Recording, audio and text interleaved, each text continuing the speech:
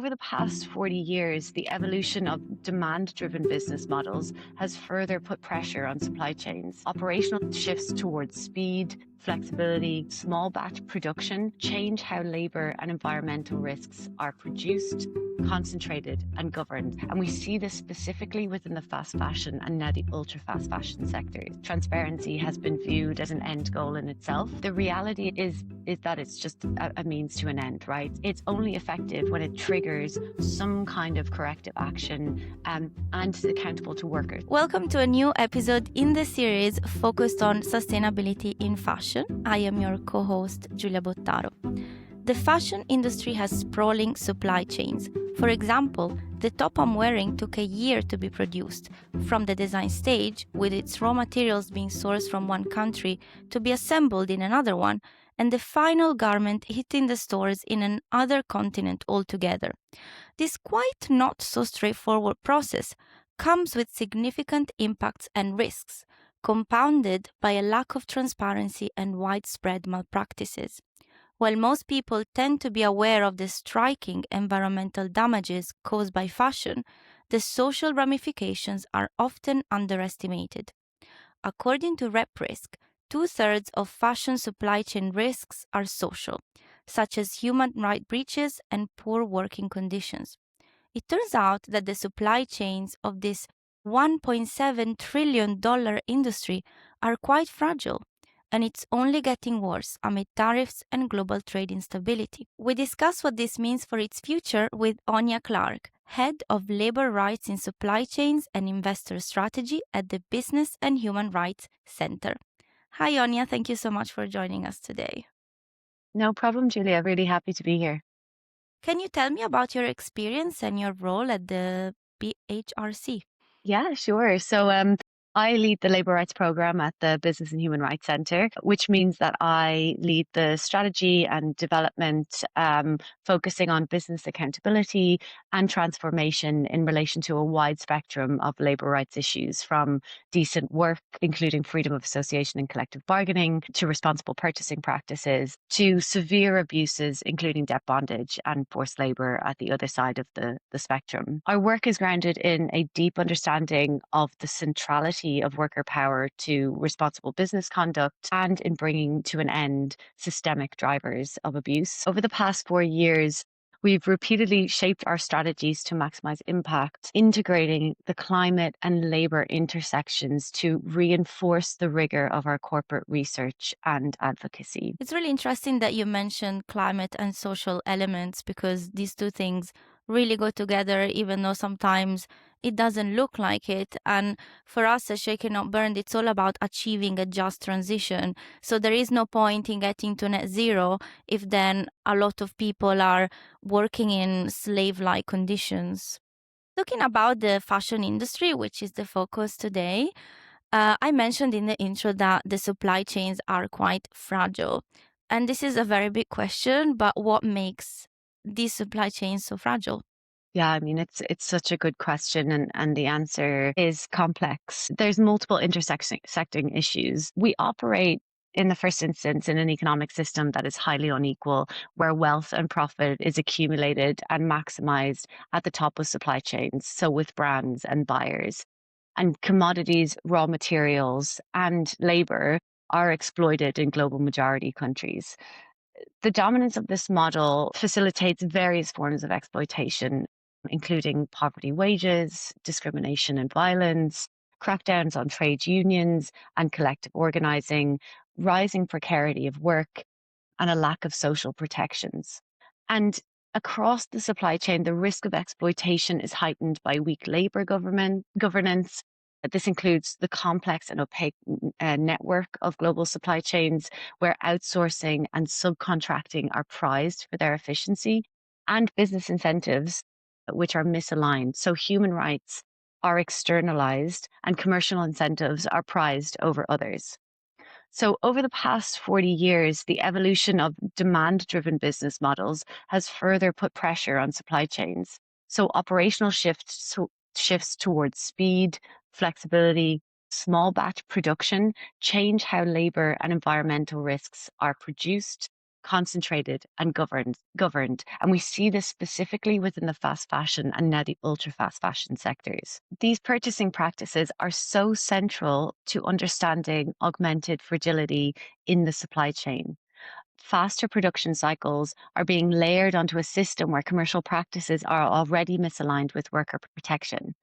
So brands retain flexibility to change orders, volumes, and timelines at short notice, while workers face fixed wages, limited bargaining power, and significant retaliation risks. Without freedom of association, workers have little ability to negotiate how these processes are implemented in practice.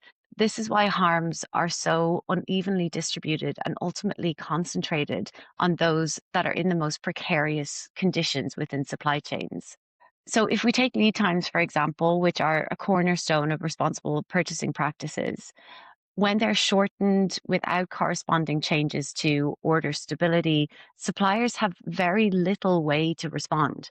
In practice, this translates to excessive overtime, intensified work pressure, wage violations, and shortcuts on health, safety, and environmental controls.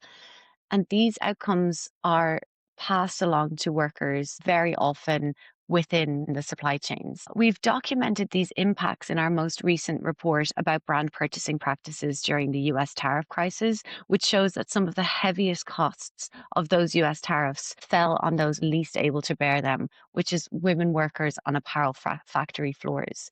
As brands shifted orders, squeezed prices to protect their margins, garment workers found themselves facing layoffs, hunger, and rising risks of exploitation. The response to the tariff crisis reveals this systemic failure by brands who continue to treat human rights as optional when commercial pressures arise.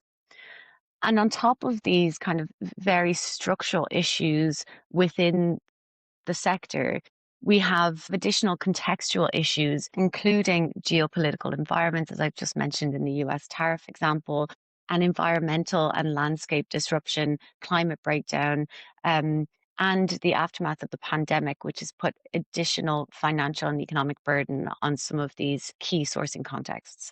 It feels like because of these supply chains are so long, so the brand that we know, the shop that we buy from, they will all have in turn a range of suppliers. And then it may be that the factory that produced the garment is way down the supply chain. And so there is a lot of talk about a lack of transparency and the fact that sometimes these brands claim that they don't even know which factory produced which garment.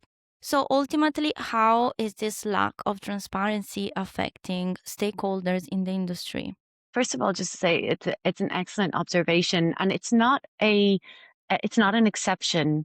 It's a part of operational models to subcontract and shift production into less visible parts of the supply chain. And as a result, risks to labor rights and environmental risks become concentrated beyond tier one, where, as you mentioned, oversight is weakest and accountability is harder to enforce, partly because, and in addition to that, working conditions and models within those lower tier supply chains are more precarious, likely informal structures, and again, lacking the kind of oversight and transparency that is necessary. I would say kind of on the flip side, if we think about why transparency is important within supply chains, we know that it's important for building trust, for ensuring ethical standards, for enhancing operational resilience.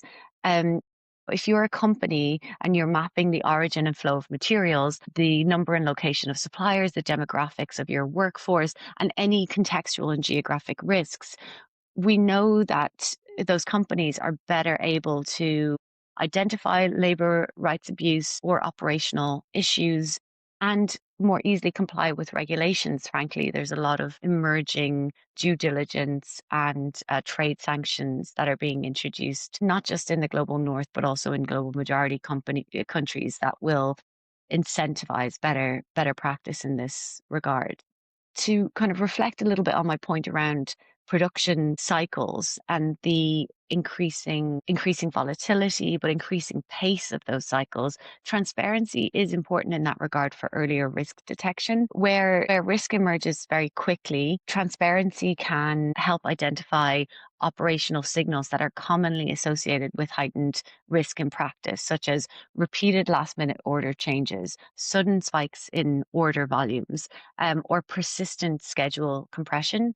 Now, these signals don't prove abuse on their own, but they allow companies then to interpret and to go beyond what that what that means in practice. But I think transparency has been viewed as an end goal in itself, and the reality is that it's just a means to an end, right? So it's only effective when it triggers some kind of corrective action, and is accountable to workers. This last point is really important. If risk is identified but commercial decisions remain unchanged, then transparency really just becomes documentation rather than prevention.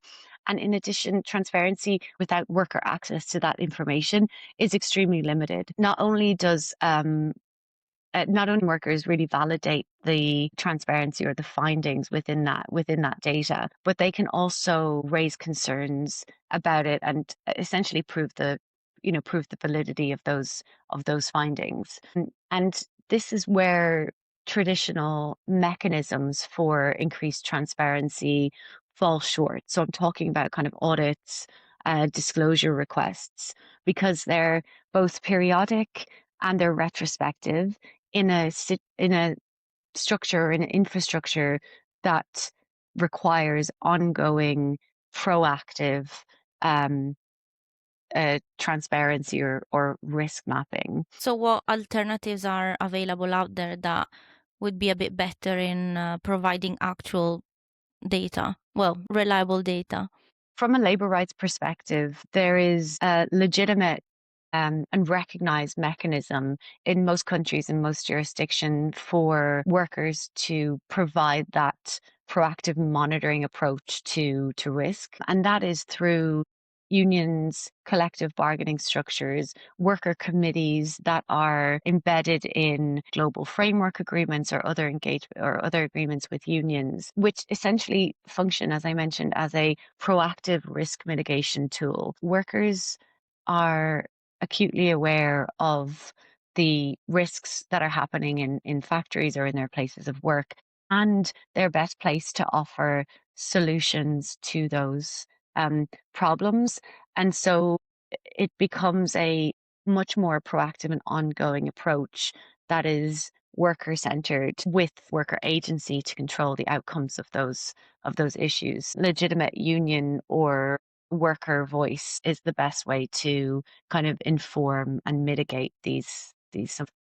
I suppose the workers' union voice is like bottom up, but then if you're doing an audit, then it's a company that provides the criteria to then judge the outcome of the audit. So it's more top down, right? So that there isn't an imbalance. Like, is it even realistic if the company says, we want these criteria? Well, maybe they don't apply in this specific geography or in this specific factory.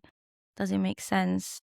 Yeah, I agree with that. I think audit methodologies are typically standardized. What we see often from a baseline audit methodology is a kind of a review of documentation or payroll management policies. You will have some variation, although not commonly, of worker interviews that are on site.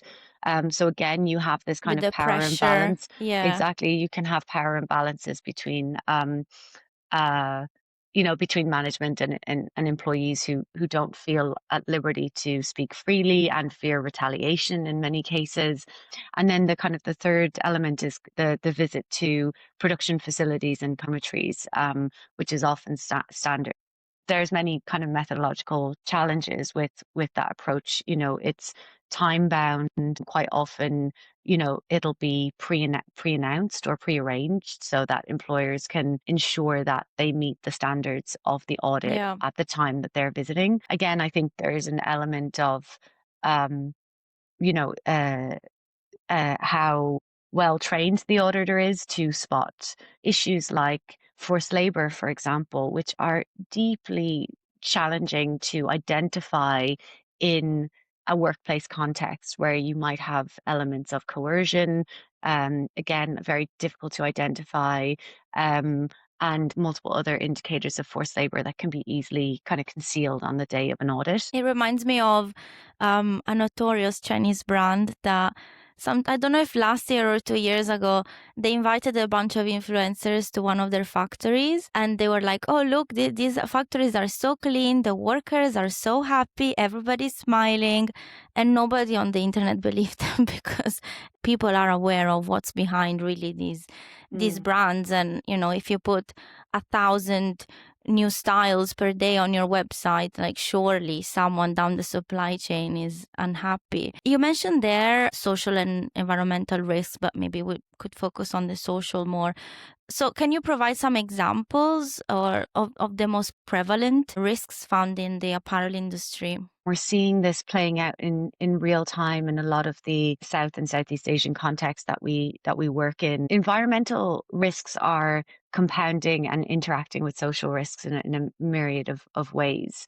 And they transform these hazards into direct economic and physical threats for workers on the factory floor. And as I say, we're seeing that in real time, most notably, I think, in the garment sector with extreme heat, but also flooding, where these extreme weather events disrupt production, where workers are paid piecemeal, but not only that leads to lower wages, it affects the health of workers, it increases precarity and job insecurity from a baseline where labor laws and labor protections are relatively weak.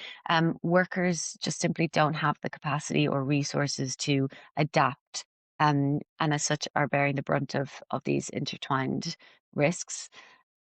We do see that the fashion industry has begun a journey towards climate mitigation and adaptation.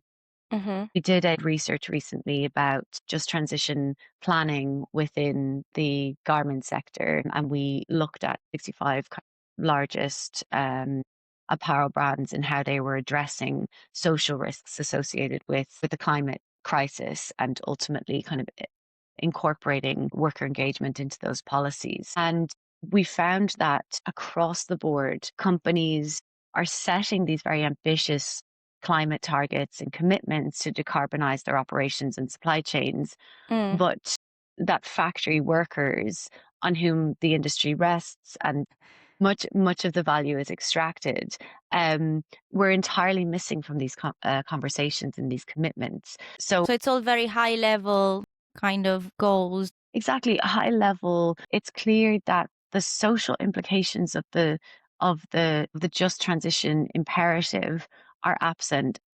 It looks like kind of paper commitments, right? Or companies are still seeing climate change and social issues, or climate risk and social issue, as divorced from each other. So they don't interact, which is, as we have just described, it's not true. And also that, companies are, as you say, enacting a top-down approach to some of these huge transformations that need to happen within global supply chains and across their global supply chains without the involvement of workers that are in the factories, that are doing the work, that are producing the goods, and to how that will ultimately impact them. So it's disappointing. And from a conceptual standpoint, it's still not being discussed in the way that it should, considering the risks that are at stake.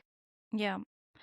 Yeah, you mentioned there Asia and South Asia, that's your focus. Are these also the geographies in the supply chain that are most affected by the problems that you described? I think in terms of extreme weather events, these are some of the countries that are most affected. But, based on and just acknowledging the structural systemic issues that affect garment supply chains, they're certainly not the only. I mean, there's patterns of abuse that are replicated across different supply chains. You can see similar developments and similar issues taking place in Latin and South America, in the garment sector there, in parts of Europe, where the climate crisis might not be so pronounced, although it's fair to say we're all deeply impacted by it. But we have these kind of same structural issues that are taking place there as well. From a very fragile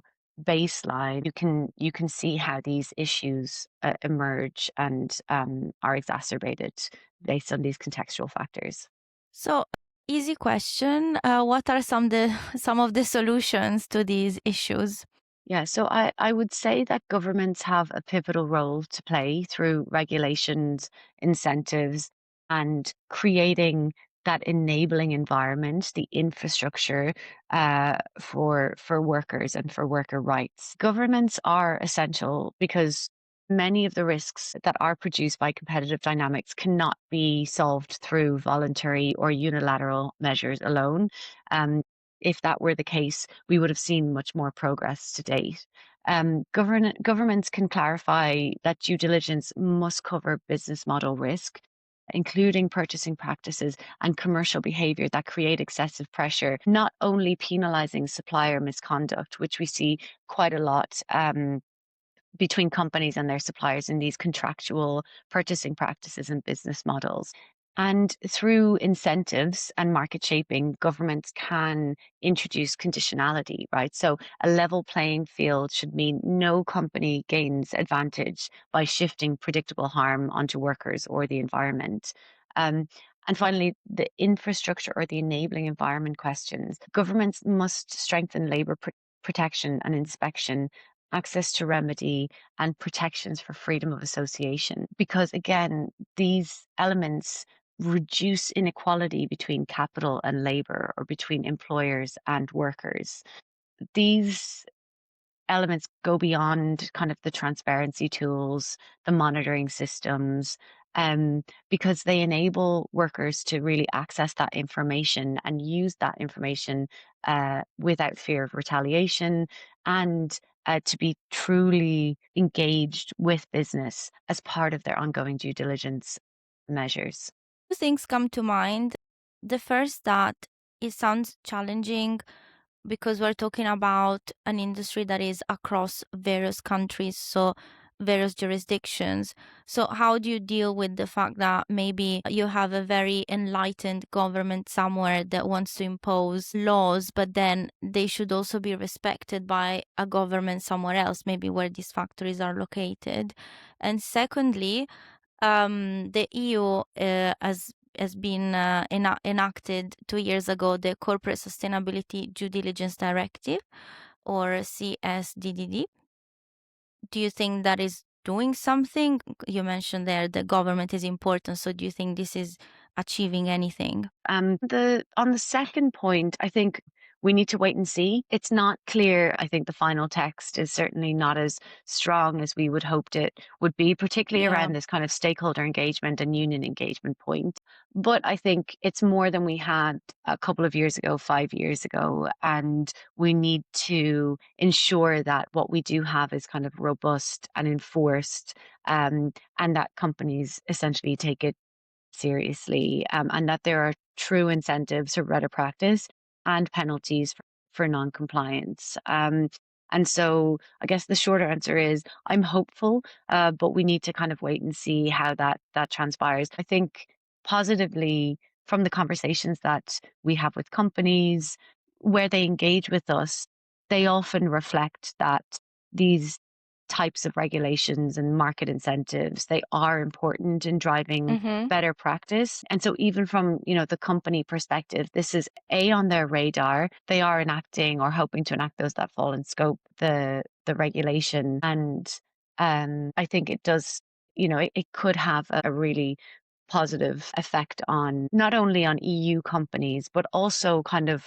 more broadly. I mean, just to go back to your first point, where you do have this unequal kind of playing field between, those countries that have enacted legislation and those that haven't. I think, by raising the bar, I think it does incentivize better practice, and it'll be EU companies that fall in scope, but those also operating, over a certain threshold in the EU market. And the hope is that the kind of the rising tide would lift all boats rather than Mm-hmm. the counterfactual. Okay, so it would be a bit of a cascade effect in that Yes. case. Yeah. Yeah. Yeah. Yeah. So we've spoken about the fact that these supply chains are so long and across so many countries. Would localizing them into maybe not one country, maybe that's a bit ambitious, but a continent even, would that help? In theory, there are benefits to localizing supply chains. So, as you mentioned, kind of reducing social risk, enhancing transparency, ensuring compliance with familiar domestic labor laws, and ultimately improving oversight over working conditions. You would imagine that the localization effect would enable companies to kind of better monitor supplier practices through this kind of reduction in the complexity of their tiers and their supply chains. But in practice, what our research on brand purchasing practices in response to the US tariff crisis highlights is that abrupt and far reaching shifts in buyer purchasing practices in fact spikes labor rights abuse when it's not coupled with robust human rights due diligence to properly Hmm. account for risks and impacts.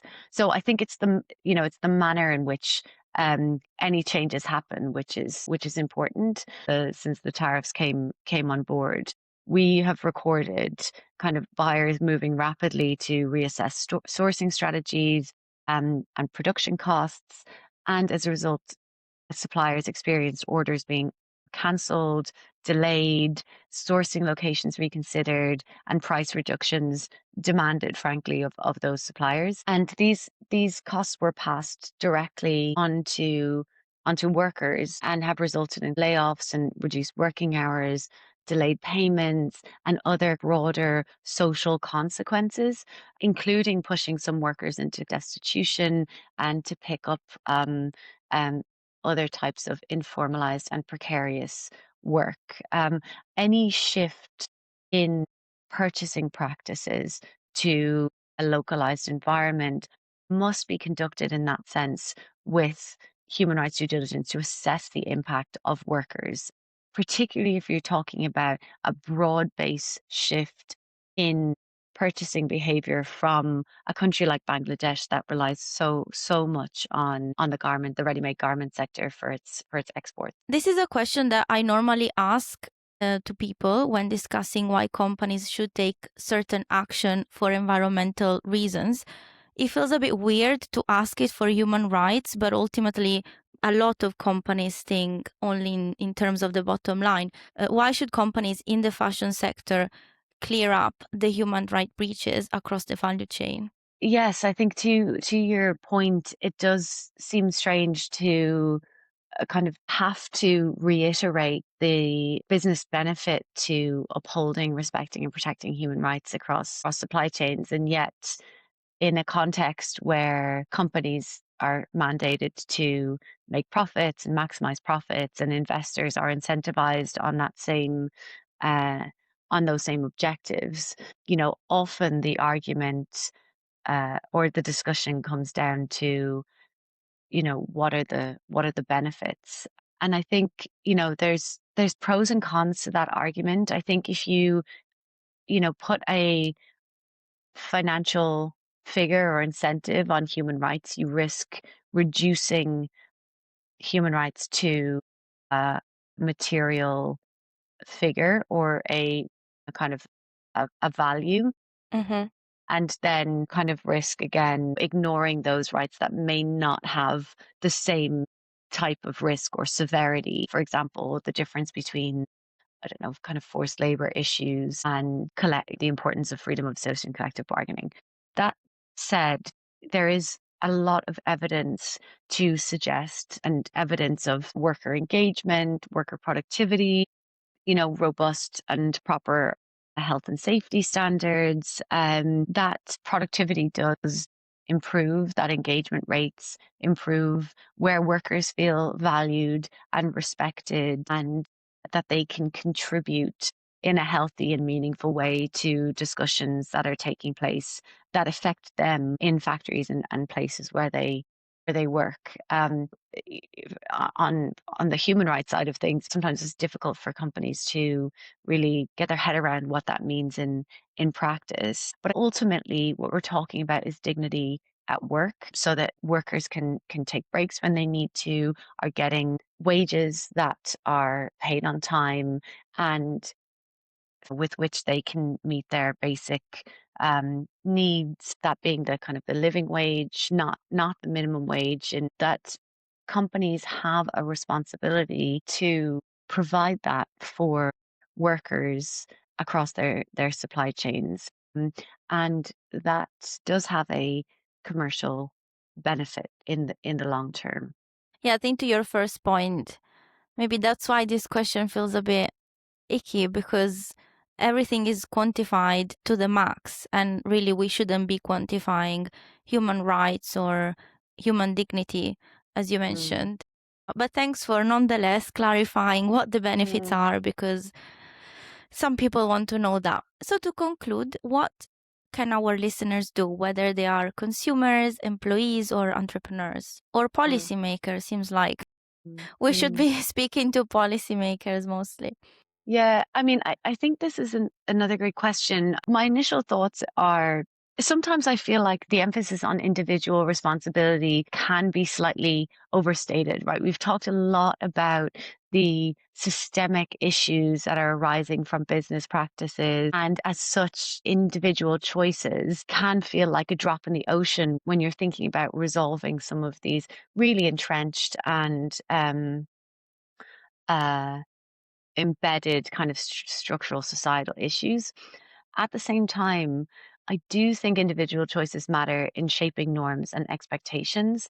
And ultimately, the ultra fast fashion model has succeeded precisely because they cater to mass market demand. So consumer behavior really does mean a lot in that equation. So as consumers, I think people can start by being more informed and engaged about how and where their clothes are made.